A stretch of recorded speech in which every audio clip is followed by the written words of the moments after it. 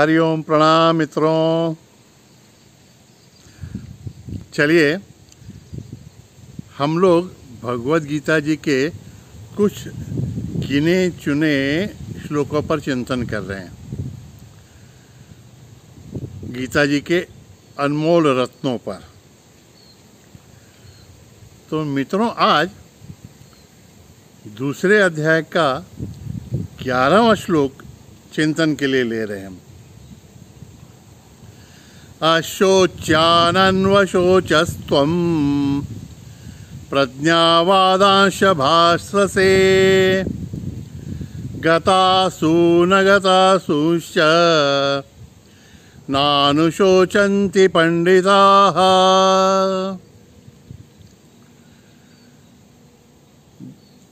कई विचारवंत कहते हैं कि यथार्थ में भगवद गीता जी का उपदेश यहीं से शुरू हो रहा है। दूसरा अध्याय 11वां श्लोक। इसके पहले भी भगवान ने कुछ श्लोक कहे हैं उपदेशात्मक, लेकिन इस श्लोक को गीता जी का बीज कहा गया है। बीज समझते ना सर, जिसमें पूरा वृक्ष समाया हुआ है।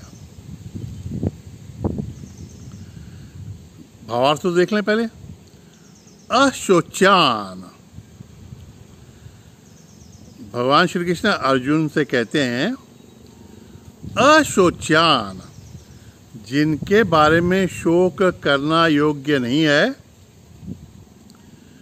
अशोच्यान शोचस्त्वम, उनके बारे में तुम शोक कर रहे हो। और प्रज्ञावादांश भाष्य, और बातें तो पंडितों की तरह कर रहे हो। गतासून च अगतासून च, जो चले गए हैं और जो नहीं चले गए हैं। नानुशोचन्ति पंडिताः, उनके बारे में प्रज्ञावान, पंडित, ज्ञानी, समझदार लोग शोक नहीं करते। तो इस श्लोक में पहले ही एक जोरदार शाब्दिक तमाचा भगवान लगाते हैं अर्जुन को। बहुत बार आवश्यक रहता है ना, हम किससे क्या बातें कर रहे हैं ये भी हमको नहीं पता रहता है ना। गुरुजनों के सामने ही हम ज्ञान बखाने लग जाते हैं, तो गुरुजनों को बताना पड़ता है कि बेटा रिश्ते में हम तुम्हारे ...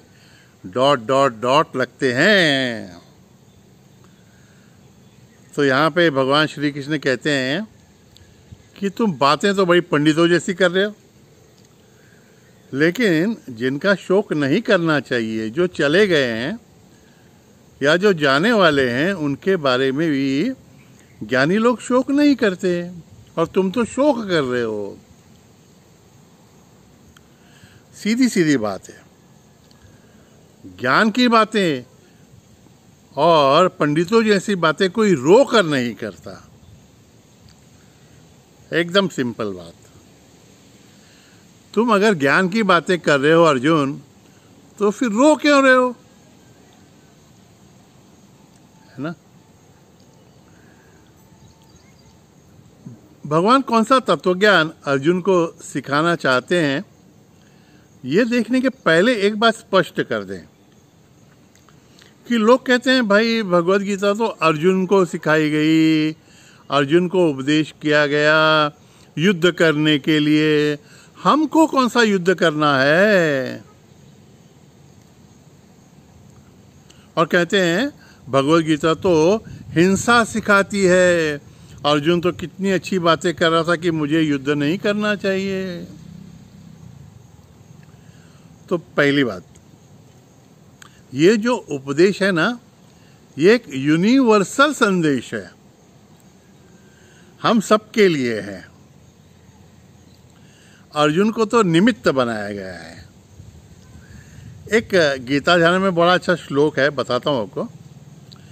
सर्वोपनिषदो गावो दोग्धा गोपालनन्दनः पार्थो वत्स सुधीर्भोक्ता दुग्धम गीतामृतम महत्। सर्वोपनिषदों गावो,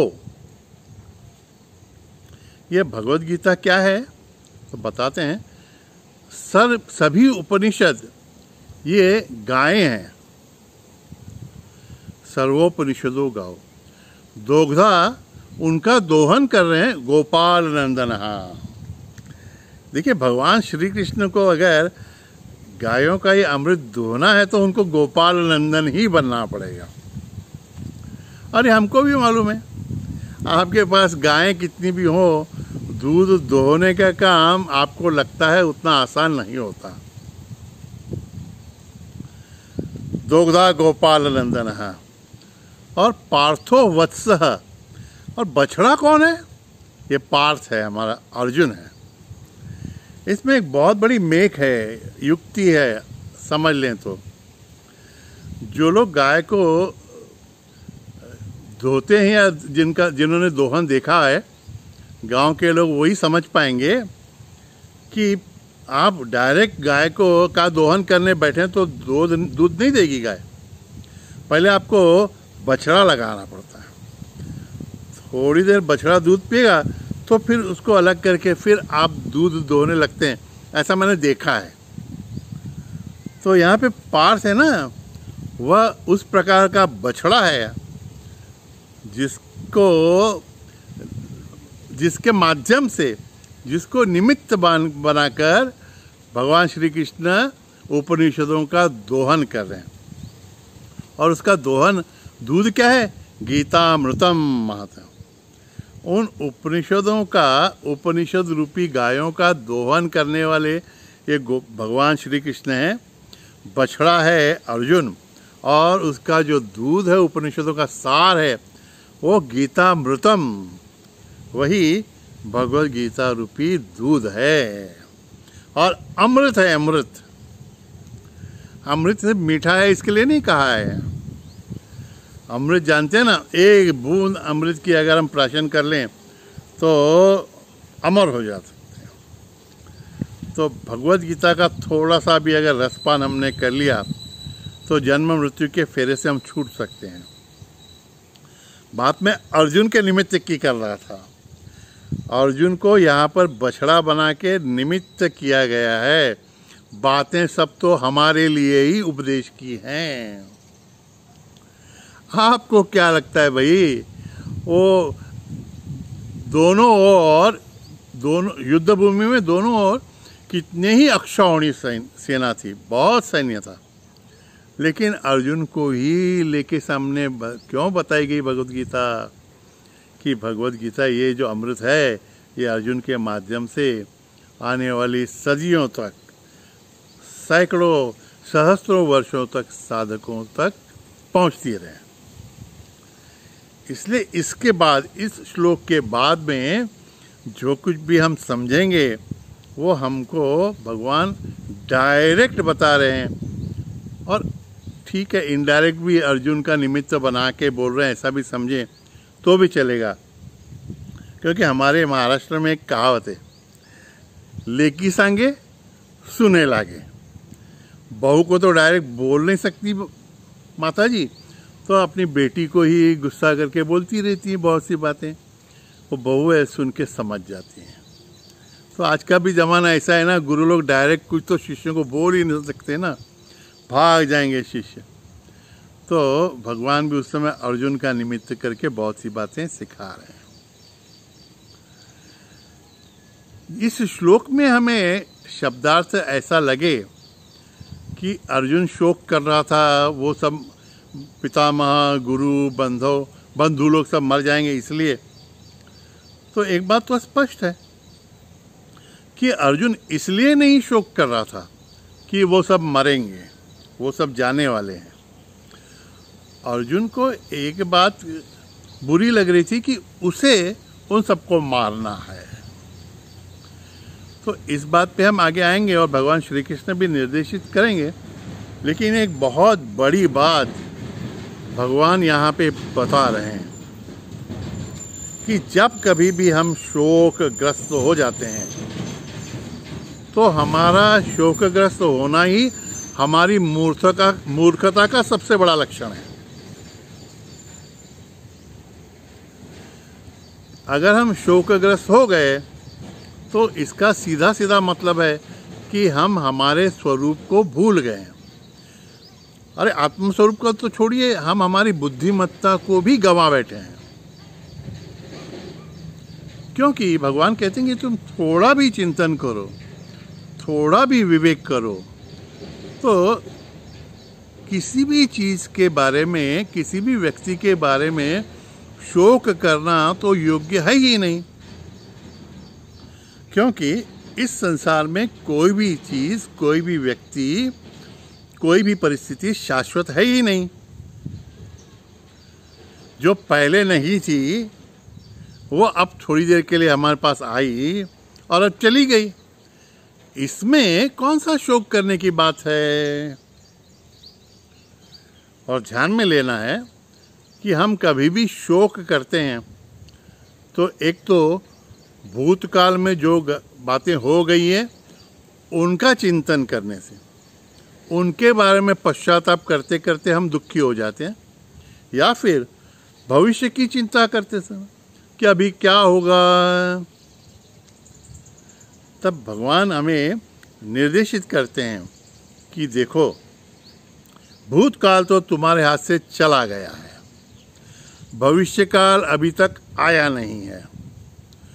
तुमको अगर कुछ करना है तो सिर्फ यह वर्तमान काल ही तुम्हारे सामने उपलब्ध है। और उपलब्ध भी कहाँ है?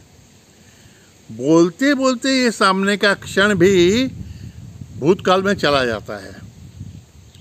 तो अगर कुछ करना है तो अभी ही करो, और अब तुम जो करोगे उससे तुम तुम्हारा भविष्य साकार कर सकते हो। तो सार इसका ये श्लोक का ऐसा है कि न तो तुम्हारा कुछ था, न तो तुम्हारे पास कुछ रहने वाला है। खाली हाथ तुम आए थे, खाली हाथ तुम जाने वाले हो। थोड़े समय के लिए जो कुछ भी तुमको प्राप्त हुआ है उसके साथ तुम्हारे प्रारब्धवश जितने दिन तुम निकाल सकते हो निकालो, जितना भोग प्राप्त कर सकते हो भोग कर लो, और जब वो वस्तु छूट जा रही है तो उसे जाने दो, है ना। भगवान ने आगे हमको आश्वासन दिया है कि योगक्षेम मैं तुम्हारा चलाऊंगा, मैं ही चलाऊंगा तुम्हारा योगक्षेम। जो तुम्हारे पास नहीं है वो दूंगा, और जो अब तुम्हारे पास है उसका संरक्षण भी मैं करूंगा। तो क्या चला गया है, क्या जाने वाला है, इसके बारे में शोक करना ज्ञानी या विवेकी व्यक्ति के लिए योग्य नहीं है। फिर से एक बॉटम लाइन, अगर हम शोकग्रस्त हो रहे हैं तो राह न देखें कि कोई दूसरा आकर हमको मूर्ख कहे। हम समझ जाएं कि अब हम मूर्खता में प्रवेश कर चुके हैं, और कौन निकालने आने वाला है हमको। अब एक भूमिका ध्यान में रखिए, कार्पण्य दोषोपत उस श्लोक के लिए हम मन से एकरूप होकर हमारे ही अंदर बैठे हुए उस परमात्मा को सद्गुरु की तरह मार्गदर्शन करने के लिए प्रार्थना कर रहे हैं। लेकिन और सब बाकी श्लोकों के समय हमको स्वयं श्री कृष्ण की भूमिका लेते हुए हमारे मन को अर्जुन बनाकर उसको उपदेश देना है। तो मन अगर शोकग्रस्त होने लगे तो मन को उस चाबुक, विवेक रूपी चाबुक से फटकारते हुए कहना है, अशोच्यानन्वशोचस्त्वं प्रज्ञावादांश भाषसे गतासूंच गतांशुंच नानुशोचन्ति पंडिताः। अरे एक मिनट में अपना मन जो है वो ठिकाने पे आ जाएगा, शोक वोक सब भूल जाएगा। करिए ना कोशिश। हाँ, आगे का चिंतन अगले सत्र में। तब तक के लिए हरिओम तत्सत। नारायण नारायण नारायण।